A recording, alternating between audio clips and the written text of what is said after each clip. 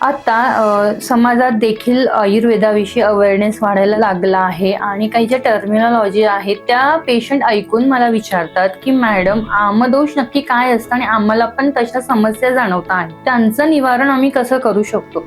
पहिले तर आम ही जी संज्ञा आहे ते टॉक्सिन्स आपण असं म्हणू शकतो, जे आपल्या शरीरात साठत असतात त्याला आमाशयात साठत असतात त्यालाच आम ही संज्ञा म्हटलेली आहे. हा चिकट असा पदार्थ असतो किंवा अग्निमांद्य म्हणजे जे तुमचं डायजेस्टिव्ह फायर असतं जे जेव्हा लो होतं आणि त्यामुळे तुम्ही घेतलेला आहार हा नीट पचन न होता तसाच तुमच्या आतड्यांमध्ये चिपकून राहतो आणि चिकटचा असा पदार्थ आमाशयात किंवा तुमच्या स्टमकमध्ये साठून राहतो, त्यालाच आम असं म्हणतात.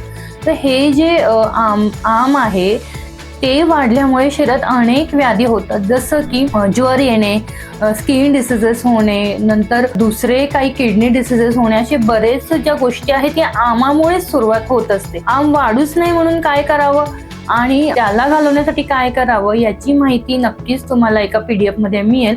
पण तत्पूर्वी मी तुम्हाला छोटा उपाय सांगू इच्छिते.